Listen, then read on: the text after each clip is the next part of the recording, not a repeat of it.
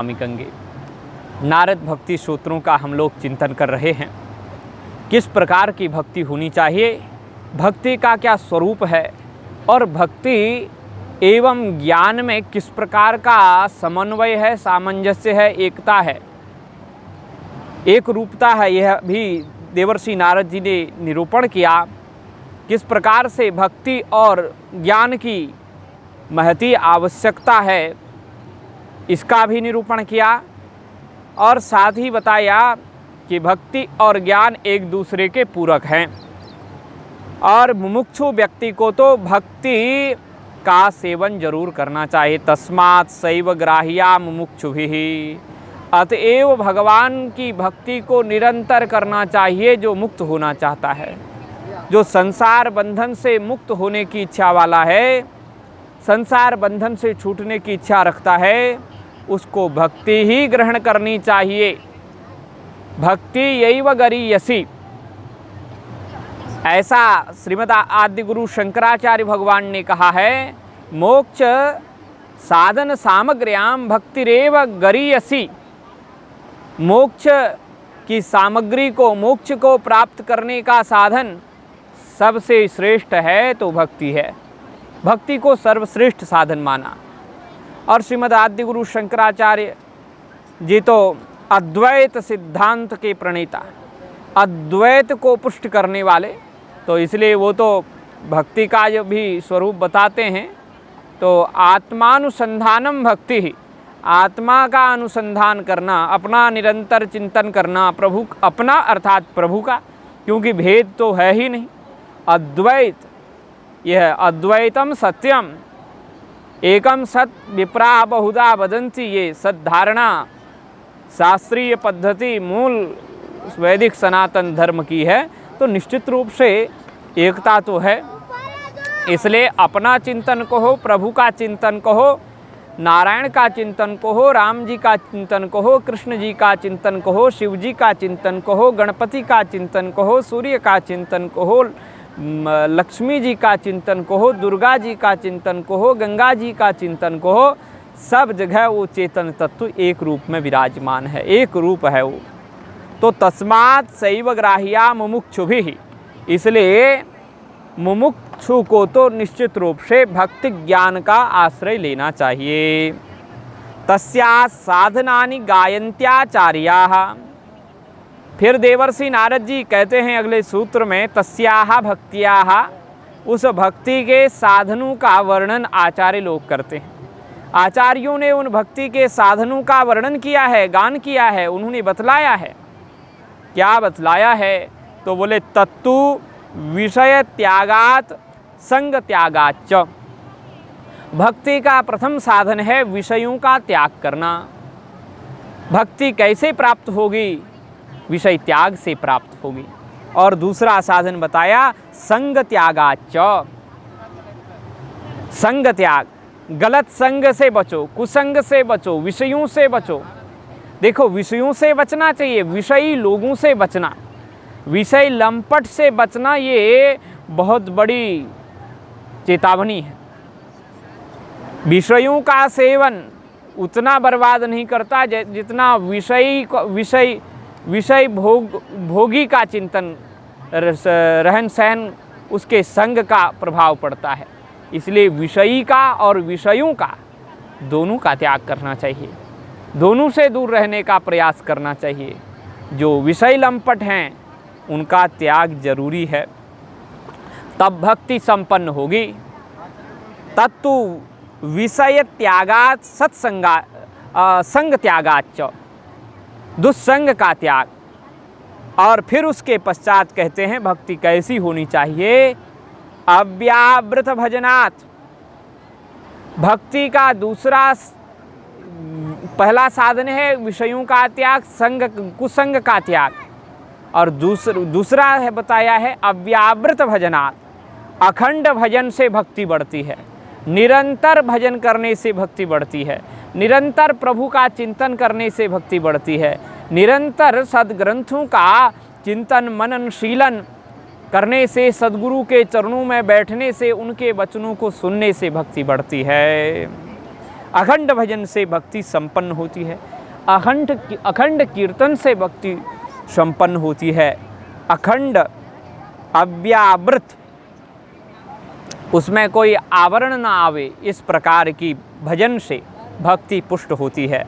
फिर कहते हैं लोकेपि भगवद गुण श्रवण कीर्तनात्, और संसार में, लोक समाज में भगवान के गुणगणों का चिंतन करने से, भगवान के गुणगणों का श्रवण करने से, भगवान के गुणगणों का कीर्तन करने से, भगवत गुणों का, भगवत लीलाओं का चिंतन करने से, कीर्तन करने से, भगवत नाम का कीर्तन करने से, भगवान की महिमा का कीर्तन करने से, कथन करने से भक्ति में पुष्टता आती है, भक्ति की वृद्धि होती है।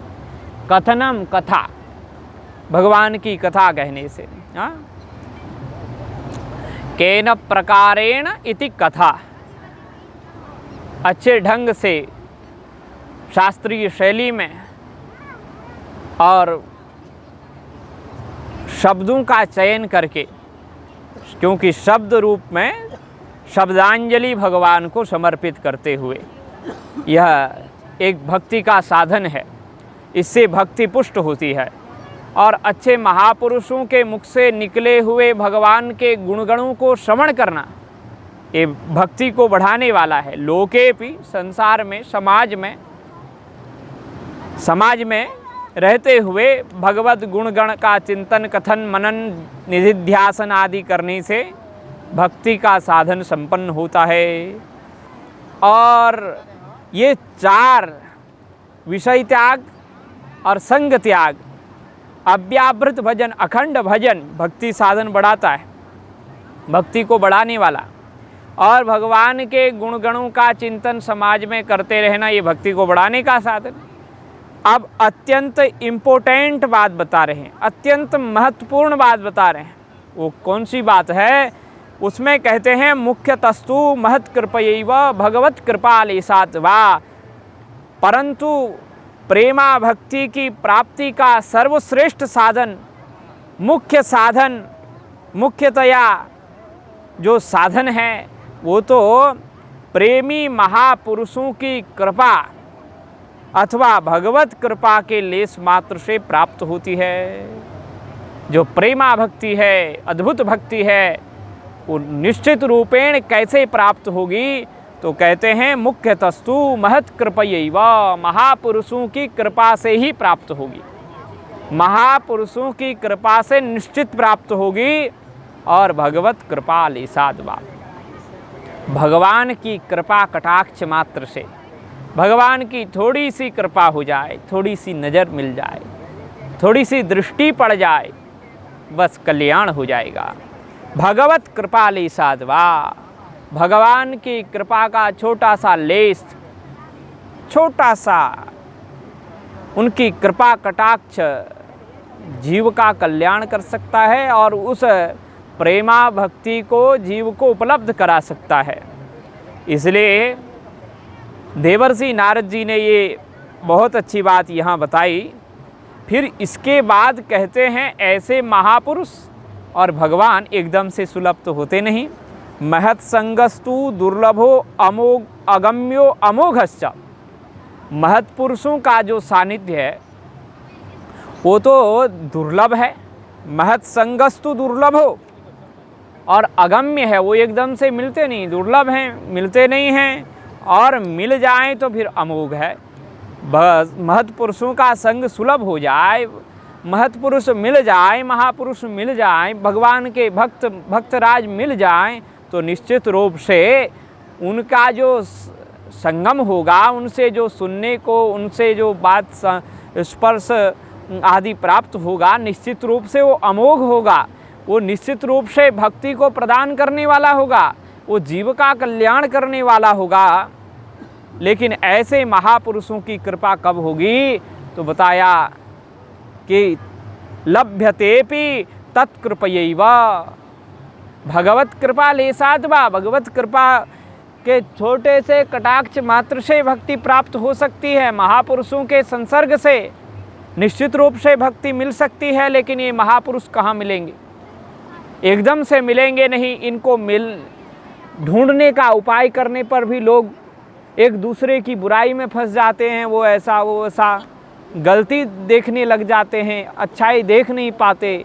तो कैसे प्राप्त होगा वो, कैसे प्राप्त होगे ऐसे महापुरुष? तो बोले तल्लभ्यते लभ्यते पि तत्कृपयैव। वो महापुरुष मिलेंगे, जरूर मिलेंगे, लेकिन महापुरुष मिलेंगे कब? जब भगवान की कृपा होगी। भगवान की कृपा से ही संत मिलते हैं। बिनु हरि कृपा मिलहि नहीं संता। संत कृपा से भगवान मिलते हैं, तो निश्चित रूप से भगवंत कृपा से संत मिलते हैं। संत और भगवंत भी एक दूसरे के पूरक हैं। ये निश्चित रूप से तब प्राप्त होते हैं जब भगवान की कृपा होती है। इसलिए कहते हैं लभ्यतेपि तत्कृपयैव, तत्कृपयैव भगवत कृपयैव। भगवान की कृपा से ही प्राप्त होते हैं। इसलिए भगवान का चिंतन करिए, निश्चित रूप से विश्वास रखिए और प्राप्त होंगे महापुरुष। महापुरुषों से मिलेगी हमें वो प्रेमा भक्ति। इन्हीं शुभ आकांक्षाओं के साथ में आज वाणी को गंगा मैया के चरणों में समर्पित करता हूँ। जय माँ गंगे, हर हर गंगे, नमामि गंगे।